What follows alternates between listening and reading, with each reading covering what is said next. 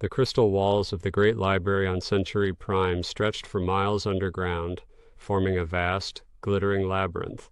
They held the collected knowledge of 10,000 worlds and eons of galactic history. The air down here was perpetually cold, perfectly climate-controlled to preserve the delicate data drives from decay. In the deepest, darkest section of the lower levels, rows of crystalline memory banks sat gathering centuries of dust. These were the forgotten files. These were the myths, the ghost stories, and the dark legends that most civilized species had long dismissed as paranoid fairy tales. Archivist Kellen moved through these silent, shadowy halls with practiced ease. Her 6 arms worked quickly, sorting through ancient archives that had not been touched in 3 millennia. The silence was absolute, broken only by the soft hum of her anti-gravity cart. She paused abruptly. Her lower hand brushed against a crystal marked with deep crimson warning symbols she barely recognized. The timestamp was ancient. It had been filed over 3,000 years ago by a long-dead Federation exploration team. The label etched into the glowing surface was incredibly simple: Sol System. Status Extinct Helen touched the crystal with a delicate finger, breaking the seal of dust. A holographic display flickered to life, casting an eerie, flickering blue glow over her pale fur. It showed rough, primitive star charts and basic biological data that looked incredibly crude by modern standards. The report was short, frantic, and poorly written. It read exactly as if the original explorers had been in a desperate, terrified hurry to leave the sector. Species designation human. Origin third planet from the star designated Sol. Cause of extinction self-inflicted warfare on a planetary scale. Kellen leaned closer, her multiple eyes scanning the floating text with growing curiosity. She read the physical characteristics aloud to the empty, cavernous room. Highly aggressive, extremely adaptable, unusually creative problem-solving abilities, capable of surviving in environments lethal to most known civilized species. The report described a bizarre, terrifying race of bipeds. These beings fought brutal, grinding wars that lasted for decades over invisible borders, scarce resources, and abstract concepts like ideology. They lived on a volatile, highly unstable rock where the weather patterns could freeze them solid or burn them alive. The local tectonic plates were constantly shifting, causing massive planetary trauma. The local predators actively hunted them for food. Even the native flora was often highly toxic or armed with defensive poisons, yet, through sheer unreasonable stubbornness, they had become the undisputed apex predators of their harsh world. The most disturbing part was a bright red note blinking frantically at the very end of the file. It strongly recommended complete and permanent avoidance of the Sol System. The ancient explorers warned that if these humans somehow survived their own internal slaughter, they would pose a catastrophic threat to galactic stability. Their unique combination of rapid intelligence, unyielding aggression, and physical durability was unprecedented in any known archive. Kellen saved the file and moved on, shaking her head. To her, it was just another grim story from a dead world. The galaxy was full of such tragedies. The species rose from the mud, built their grand cities, destroyed themselves in foolish wars, and faded quietly into the dust. She couldn't have known that this extinct species was not dead at all. They had just been waiting in the dark, and they were about to violently change the fate of the entire galaxy. If you find these ancient, forgotten mysteries fascinating, make sure to hit the like button. It really helps us bring more of these hidden sci-fi stories to light. The 3 sectors away. The stars themselves seemed to bleed. Admiral Zaktar of the Hegemony fleet stood on the bridge of his massive flagship, the Dominator. Through the enormous armored viewport, he watched the conquered world of Riel 7 burning. Great plumes of black ash and radioactive fire scarred the planet's surface, visible even from high orbit. It was another easy, flawless victory for the Hegemony war machine. 50 years ago, they had violently broken away from the weak, bureaucratic Galactic Federation. While the Federation endlessly debated about peace, diplomacy, and mutual cooperation, the Hegemony believed in only one universal truth: strength. They had better weapons, vastly superior ships, and most importantly, the cold, unflinching will to use them. In just 5 decades, they had systematically conquered 67 star systems and enslaved dozens of lesser species. To the Hegemony, mercy was a fatal biological flaw. Strength was the only language the cold, uncaring universe understood. Science Officer Vex approached the Admiral, his tentacles sliding quietly across the metallic deck. They had finished analyzing the captured Federation archive data dragged from the burning ruins of the planet below. Zaktar didn't even bother to turn around, keeping his gaze fixed on the beautiful destruction of the atmosphere. "Anything useful?" he asked, his voice a low, rumbling growl. Vex's tentacles writhed in a gesture of pure, dismissive amusement. "Mostly irrelevant historical records, Admiral. Weak philosophies, art collections, and cultural databases. But there is one somewhat interesting file about a primitive, forgotten species called humans from an unmapped system called Sol." Zaktar scoffed, the harsh sound echoing in the cavernous bridge. "Never heard of them. Are they a military threat to our current expansion plans?" Vex let out a harsh, clicking laugh. "Hardly, Admiral. According to this ancient report, they entirely destroyed themselves in primitive planetary wars over 3,000 years ago.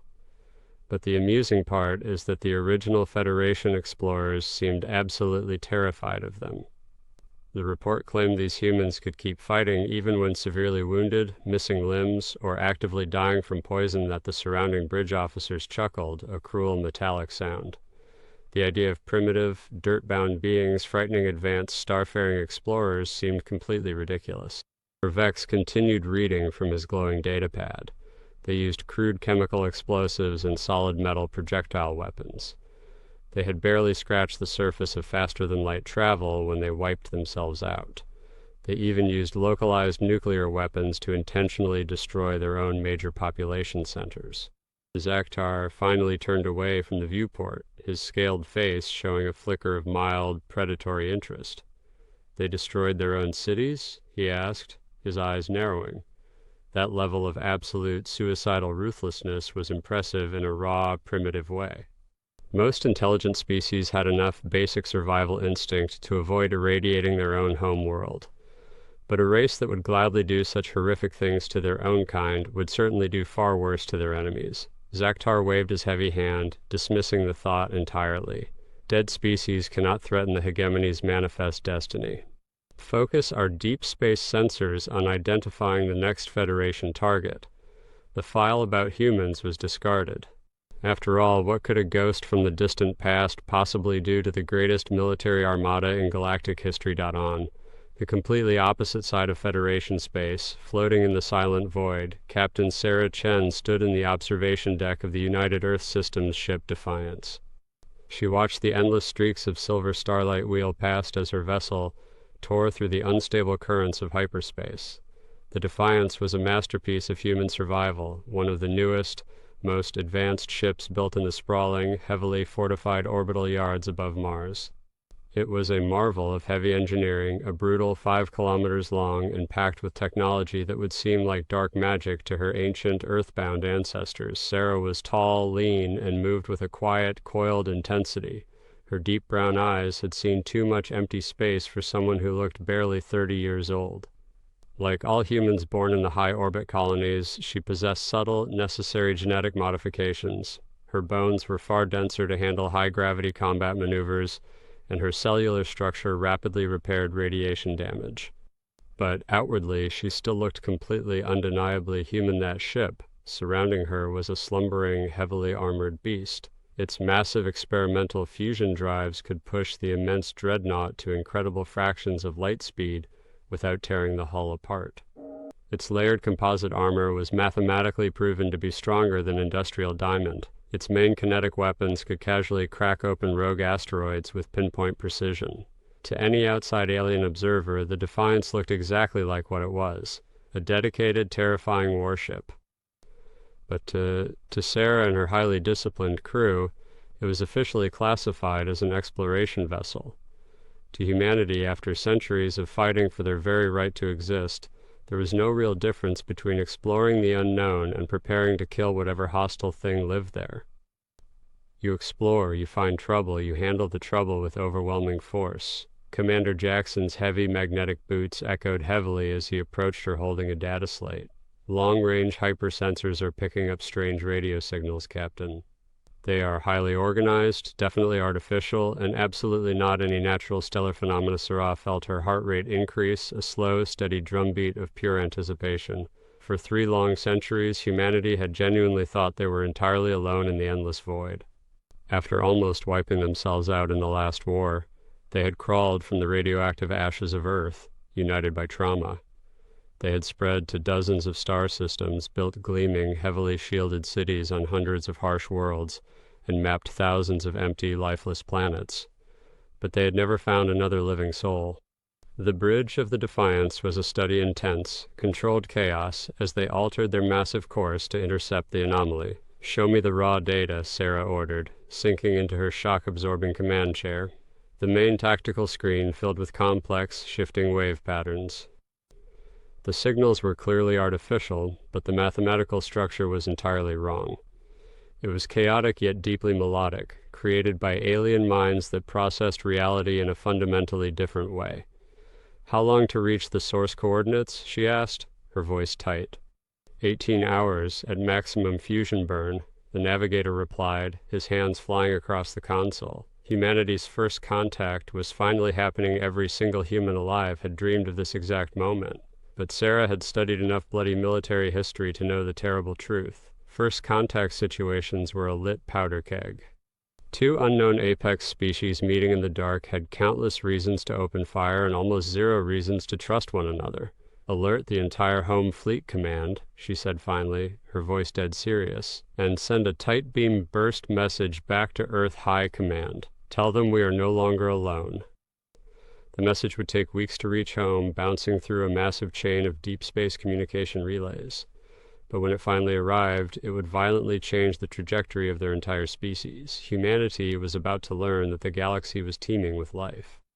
And worse, they were about to discover that most of that life was either weak and begging to be saved, or hostile and looking to conquer. What would your first move be if you were the captain making first contact? Drop your thoughts in the comments below. The Federation colony of New Thessia had been a peaceful, idyllic paradise for over 2 centuries. It was a lush, carefully cultivated garden world, home to 3 million beings from a dozen different peaceful species. They lived in perfect harmony, their beautiful, towering, crystalline structures seamlessly blending with artificial freshwater lakes and glowing, bioengineered forests. Ambassador Lyron stood in the central communication hub of the capital city, her large eyes wide with shock as she stared at a message that had bypassed their advanced firewall security 6 hours ago. She had read it dozens of times, running it through translation algorithms, yet it still felt completely impossible. The message was transmitted on ancient, unencrypted radio frequencies that most modern starships didn't even bother to monitor anymore. It consisted of pure, elegant math sequences, basic chemical formulas detailing atmospheric needs, and simple anatomical pictures drawn in raw binary code. It was a humble, careful request for peaceful contact from a totally unknown species. But what sent a terrifying chill down Lyron's spine was the deep space origin of the signal. It came from massive ships using raw, unfiltered fusion rockets. It was like receiving a friendly, polite letter delivered by a primitive, roaring beast of war to Lyron's primary diplomatic aide. A young Althari named Saren was visibly trembling as he looked at the telemetry. "The High Federation Council is demanding a full, detailed report, Ambassador. They want to know if this is an elaborate pirate hoax or a hegemony trap." Lyron ran a slender hand through her silver fur, feeling the weight of history on her shoulders. She had lived for 300 years and handled countless diplomatic crises, but nothing like this. "It is absolutely genuine," she said, her voice hushed. "The mathematical proofs attached are far too complex and elegant to be faked. But the engineering signature is brutal, almost barbaric. Someone is out there in the dark, and they are moving incredibly fast."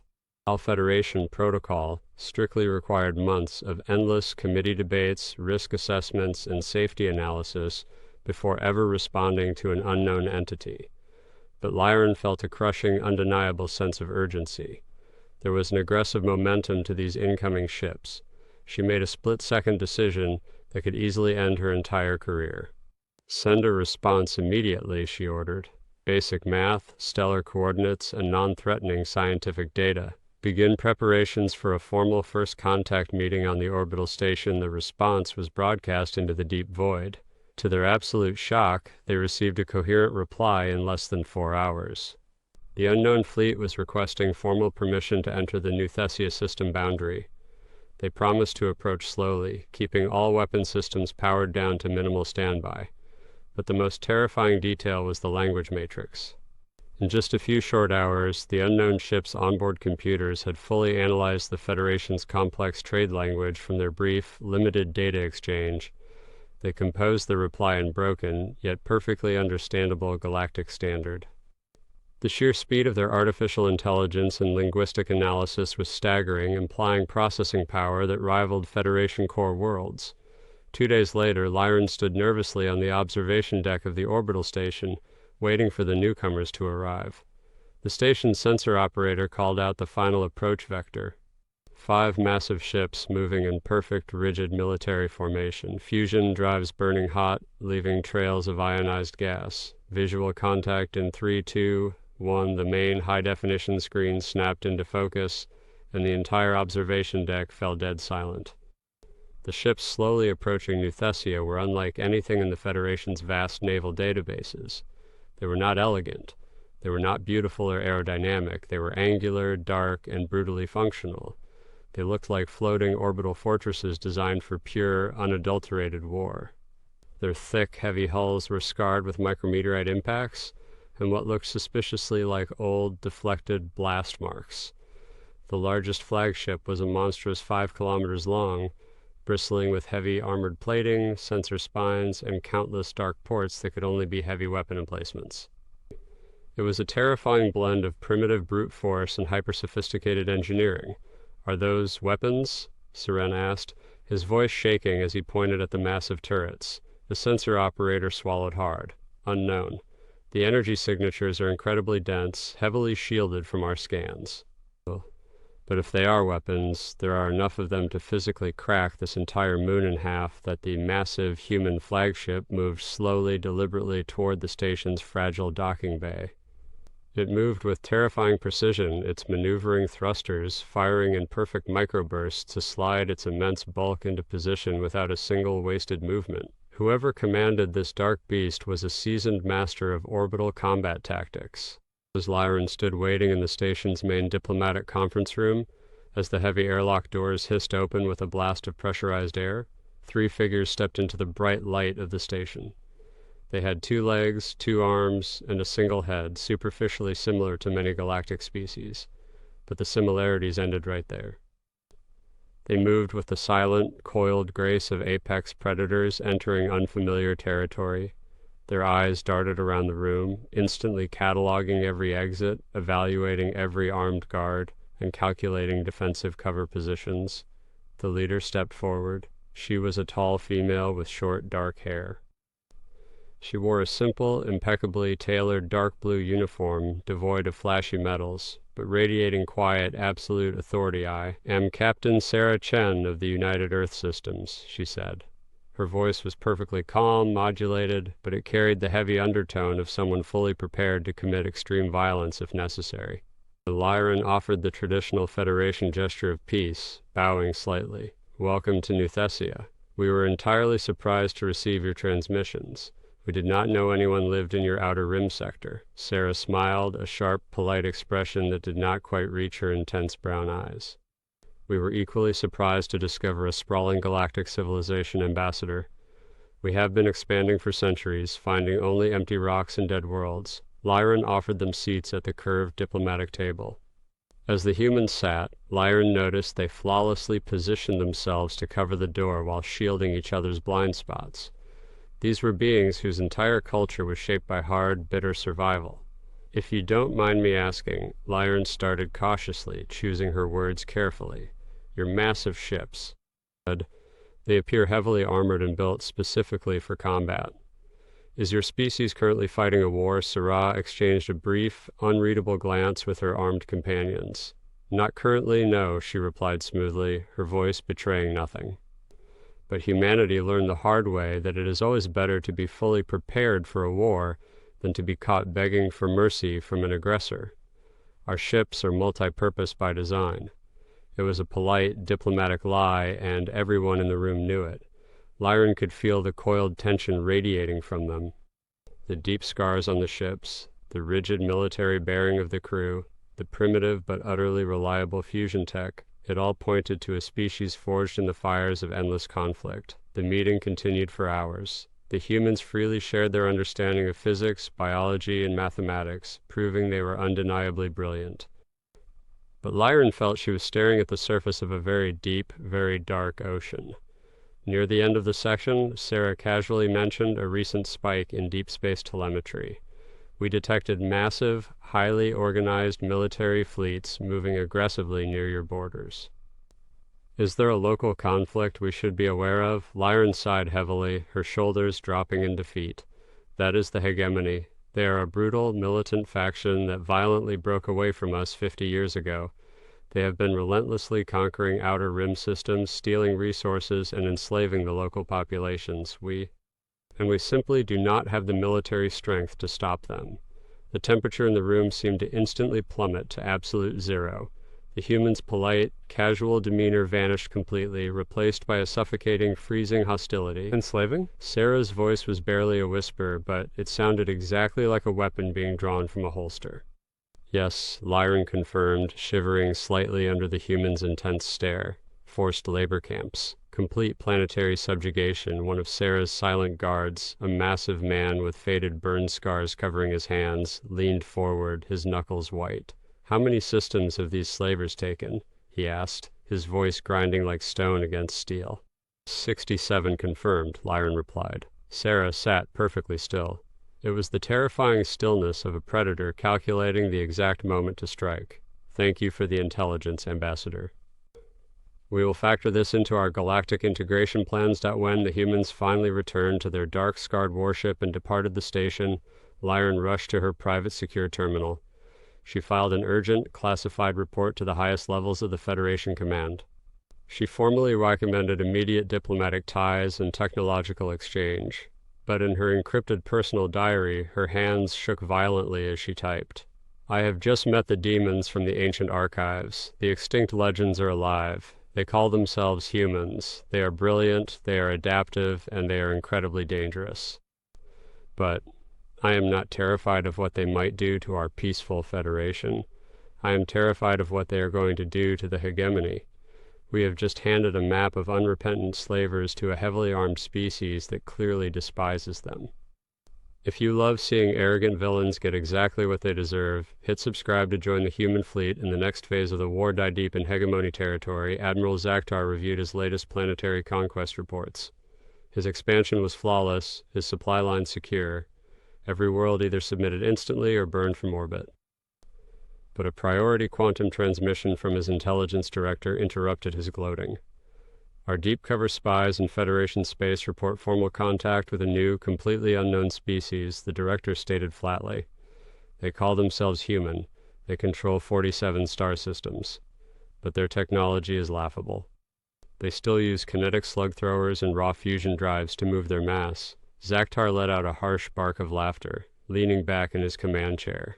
Primitives. Why are you bothering me with this irrelevant data? The director hesitated, a rare sign of uncertainty. Because their ships, while technologically backwards, are massive, heavily armored, and built exclusively for frontline combat. Their crews display a level of rigid military discipline we have never seen in the Federation. They refer to a historical event simply called the Last War, which nearly destroyed their home planet. Zaktar's eyes narrowed, his tactical mind working. A species that survives its own apocalypse might have some minor tactical value. Or, at the very least, their strong physical bodies would make excellent manual slaves in the hazardous plasma mines of the Outer Rim. Where is their nearest forward outpost? He demanded. A small, newly established border colony called New Geneva, the director replied, bringing up a star chart. Defended by perhaps a dozen small, outdated fusion ships. Zaktar smiled, showing rows of razor-sharp teeth. Perfect. Divert the entire 3rd battle group to New Geneva. I want to test our new reality-warping quantum disruptors on live, moving targets. Do not bother opening diplomatic channels or demanding surrender. Let them face our full, unrestrained strength. We will see how long these resilient primitives last against modern, devastating galactic weaponry that 3 days later, the very fabric of space tore open above the human colony of New Geneva.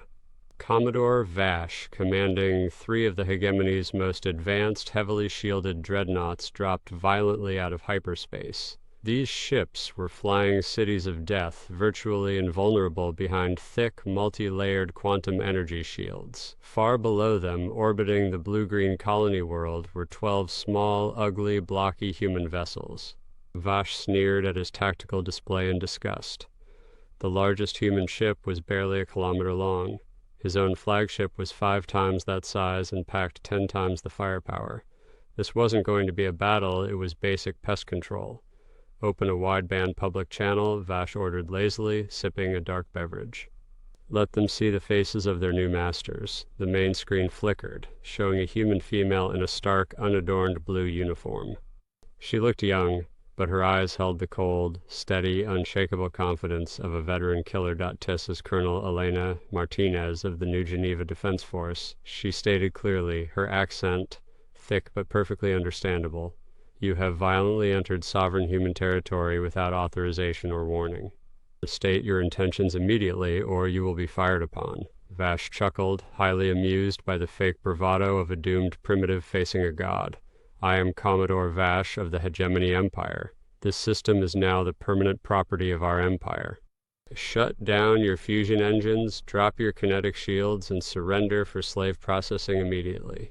If you resist in any way, your pathetic ships will be vaporized into cosmic dust. Elena's expression did not change by a single millimeter. Her eyes remained dead and flat. I see, she said calmly. And what if we choose a third option? Vash laughed out loud, slapping his command console. There is no third option, primitive.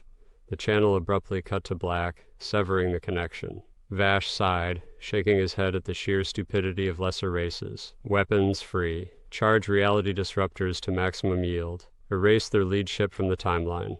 Let the rest watch them burn. That the reality disruptors hummed with terrifying, sickening power, firing blinding, jagged bolts of twisted, corrupted space-time directly at the human fleet.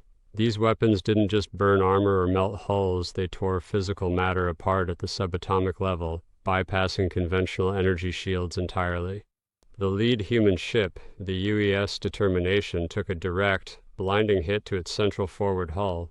Vash waited for the inevitable, glorious flash of a collapsing fusion core. The blinding light slowly faded. Vash blinked. The human ship was still there. Its thick outer armor was glowing white-hot, severely warped and heavily cratered, but it was fully functional. And worse, its heavy targeting lasers were actively locking on to Vash's flagship. What? Vash shouted, gripping his console so hard his claws dug into the metal. Direct hit confirmed, his tactical officers screamed in sheer panic. But the target somehow absorbed the spatial distortion. They have some kind of layered, sacrificial, ablative armor we've never seen. Before Vash could issue a frantic new order, the humans fired back. They didn't use elegant plasma beams, laser batteries, or focused particle lances. The human ships violently expelled massive, solid chunks of incredibly dense tungsten accelerated to terrifying fractions of light speed by massive magnetic coils. The first volley struck Vash's invincible quantum shields and shattered harmlessly into bright space dust. Vash laughed again, a sound of profound relief. Kinetic weapons! They are throwing rocks at a quantum barrier. They are completely insane. But his laughter died instantly in his throat as the second synchronized volley arrived. These projectiles were fundamentally different. As they hit the glowing energy shield, the outer casing of the human bullet shattered, releasing a localized, inverted quantum pulse.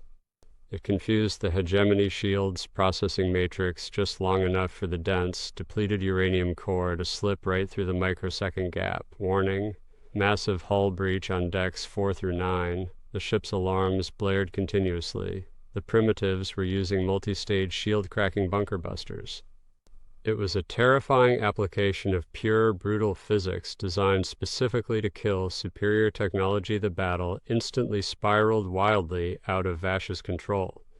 The human ships didn't hold a static, predictable defensive line like every other species. They scattered wildly like a disturbed nest of hornets. They moved with a terrifying, synchronized hive mind precision that defied computational belief. They shared targeting telemetry and evasive algorithms in fractions of a millisecond. When a hegemony disruptor fired, the human ships mathematically predicted the trajectory based on the turret's micro-movements and scattered, letting the devastating beam pass harmlessly into the empty void. When one human ship took heavy damage, 3 others instantly and aggressively swarmed the attacker to draw fire, laying down a blinding curtain of point defense fire. They were learning and adapting in real time. Energy frequencies that worked against human sensors in the first 5 minutes were completely useless by the 10th minute as human software rapidly rewrote defensive protocols on the fly. "Sir," the communications officer screamed over the blaring klaxons, his face pale. "We are receiving frantic, broken distress signals from the entire surrounding sector. Massive human fleets are simultaneously attacking our main supply bases, shipyard hubs, and refueling stations across 6 different star systems." Vash felt the cold blood drain completely from his face. "That's physically impossible." Intelligence explicitly stated there were only 12 ships in this quadrant. The sensor officer looked up, sheer, unadulterated terror in his eyes. "Confirmed, sir. The humans weren't just desperately defending this colony. They used us as a loud, flashy distraction. Over 40 massive human battlecruisers just dropped out of advanced stealth configurations across the sector. They are surgically dismantling our entire regional command structure. The Hegemony had arrogantly thought they were launching a surprise test against a weak, primitive border town. Instead, they had unknowingly walked straight into a massive, heavily coordinated ambush designed by a terrifying species that had perfected the dark art of total war centuries ago. Within 3 brutal, bloody hours, 2 of Vash's invincible dreadnoughts were reduced to floating, burning graveyards. His own flagship was rapidly bleeding atmosphere, its main fusion engines critically crippled. He ordered a desperate, uncalculated blind jump into hyperspace just to escape the slaughter. As his ruined, burning ship limped away into the dark, Vash stared blankly at the tactical playback on his screen. His hands were shaking uncontrollably. The humans had utterly, comprehensively humiliated his advanced forces using outdated technology, raw kinetic force, and a level of aggressive strategic genius that bordered on the supernatural. But what truly froze Vash's twin hearts was the horrifying, sickening realization of what he had just casually engaged. This wasn't the primary human military force. The ships stationed at New Geneva were just a local civilian defense force. It was their equivalent of a lightly armed neighborhood watch. If this was the terrifying, coordinated violence human civilians could unleash when cornered, what in the name of the stars was their actual, dedicated professional military capable of doing? Back on the orbiting, heavily scarred defense station of New Geneva, Colonel Martinez wiped a streak of dried blood from her forehead and calmly reviewed the sector-wide casualty reports. The coordinated retaliatory strikes had been flawlessly executed. 12 major hegemony strongholds were reduced to floating radioactive ash. The slaver fleets in this entire quadrant were utterly paralyzed, their supply lines permanently severed. But Elena knew this was merely the violent opening move of a very long, very bloody chess game. The hegemony was arrogant, vast, and unspeakably cruel. They would never accept this public humiliation. They would eventually return with thousands of ships, intent on burning human worlds to glass simply to restore their bruised imperial ego. That was perfectly fine. The humanity had spent the last 300 years preparing for a war exactly like this. Dalina opened a heavily encrypted, unjammable quantum communication channel directly to the deep underground military bunkers of Earth Command. She began composing her official after-action report. It was cold, brief, and completely lacking in fear or hesitation. First contact with hostile alien slaver faction complete. Enemy technological capabilities slightly exceed previous Federation estimates, but their tactical programming is extremely rigid, predictable, and highly manageable. Enemy completely lacks adaptability and creative thought. Recommend immediate authorization of full, system-wide military mobilization. The pack has been struck. Permission to hunt. Across the vast, cold expanse of human-controlled space, the message was received by billions of waiting citizens. The time for peaceful exploration was officially over. The sleeping giant had been violently kicked awake. The galaxy was about to learn a very hard, very bloody lesson. You can conquer 1,000 peaceful worlds, but you should never ever pick a fight with the species that had to conquer itself just to survive.